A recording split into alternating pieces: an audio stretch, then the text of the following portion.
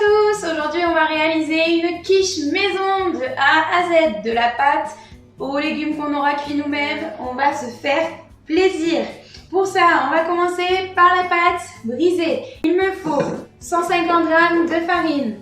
Il me faut 75 g de beurre, 40 centilitres d'eau, un citron, du sel, du piment d'Espelette, de l'assaisonnement, de l'amour. Alors, j'utilise aujourd'hui mon robot KitchenAid, mais rien ne vous empêche de le faire à la main. Je vais y mettre la farine. Alors, si vous le faites à la main, prenez un grand saladier et réalisez-le aussi dans un saladier. Ne le faites pas sur votre plan de travail, vous allez perdre du temps à nettoyer, tout ça. C'est réalisable dans un grand saladier, ça évite de tout salir. Je vais y mettre mon beurre. Donc du coup, mon beurre, il est à température. Ok, on peut dire température ou pommade. Donc pommade, ça signifie quoi? Ben, simplement la texture d'une pommade, comme vous mettez sur les mains, des choses comme ça. Donc du coup, je vais y rajouter de l'eau.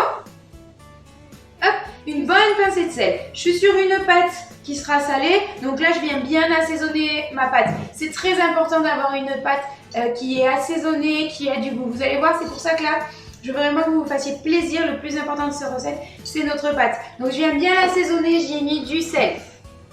Si vous l'utilisez, cette pâte brisée, pour une pâte qui est plutôt sucrée, vous pouvez y rajouter du sucre. Et sinon, vous mettez juste toujours une petite pincée de sel. C'est toujours bien de mettre un petit peu de sel pour le goût, pour la saveur, même quand on fait du sucré.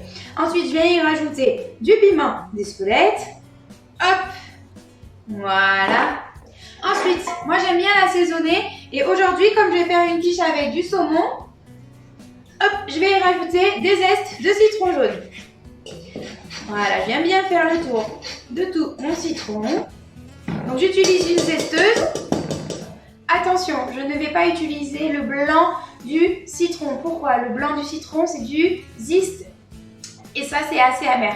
Donc du coup, surtout, on n'utilise pas. On prend bien la première couche, mais pas la deuxième. Ok? Donc là, hop, j'ai tout qui est mélangé dedans.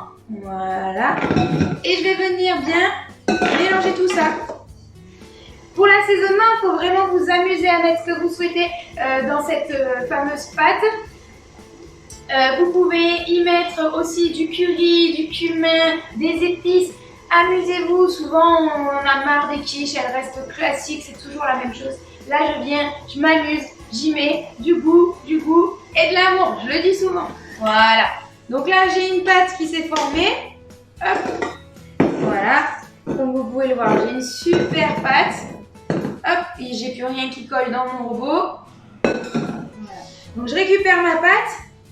Hop, et je vais venir un petit peu la travailler, moi toute seule avec mes mains. Pourquoi? Parce que je voudrais une pâte qui devienne très lisse, très homogène et lisse. Alors elle l'est quasi avec l'appareil, mais je veux pas que vous voyez qu'il y ait des striures un petit peu comme ça, parce que quand je vais venir l'étaler, sinon elle va se casser. Alors je veux vraiment une pâte, voilà, qui soit belle, bien lisse. Hop, je viens un petit peu la fraiser. Donc la fraiser, c'est venir appuyer avec votre main comme ça sur le plan de travail. Hop, la casser un petit peu. Voilà. Et là, j'ai une belle pâte. Ok? Super. On passe à la prochaine étape. Allez, on passe à la seconde étape. Étaler notre pâte.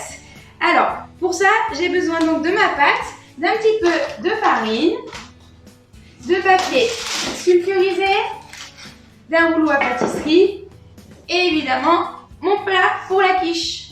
Petite technique. Je l'étale directement sur une feuille de papier sulfurisé. Je gagne encore du temps pour éviter de salir. Ma boule. Je viens mettre un petit peu de farine sur ma feuille de papier sulfu. Hop. Je viens mettre ma pâte et je viens mettre de la farine sur mon rouleau. Hop, c'est parti. Et je viens étaler. Hop. Voilà. Et là, vous voyez, j'ai fait une première avancée, on va dire. Tac, un premier jet. Je viens récupérer ma pâte et vous voyez, elle n'a plus de farine dessous. Attention, si vous n'avez plus de farine dessous, elle risque d'accrocher, que ce soit dessous au-dessus. Elle va s'accrocher soit à votre rouleau, soit à votre feuille ou à votre plan de travail si vous ne l'avez pas fait sur une feuille de papier. Donc du coup, attention à toujours regarder qu'il y ait de la farine dessous. Pas trop, je ne demande pas à ce qu'il y en ait trop, je fleure tout doucement, donc fleurer signifie mettre de la farine. Je viens mettre un tout petit peu. Et c'est reparti, donc mes mains sont bien au milieu. Et j'étale. Voilà. Donc je vais pouvoir commencer à aller un petit peu à gauche, à droite. Et comme on le voit, on commence à plus avoir trop de farine sur le dessus. D'accord? Donc je fais attention, je refleure un petit peu, je ne veux pas que ça accroche. Hop. Voilà.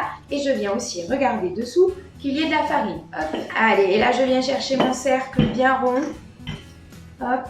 Voilà. Donc je ne mets pas toute ma force comme une dingue. Je viens délicatement appuyer légèrement tout le long. Hop, voilà, je peux tourner ma feuille.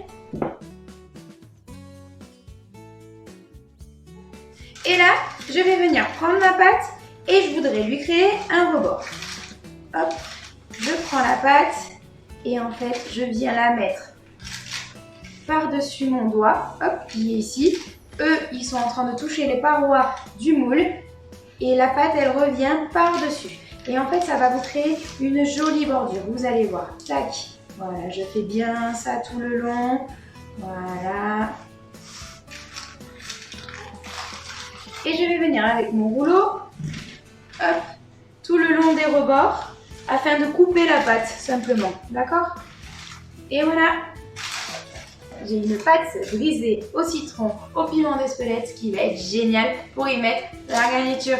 Allez, on passe à la garniture.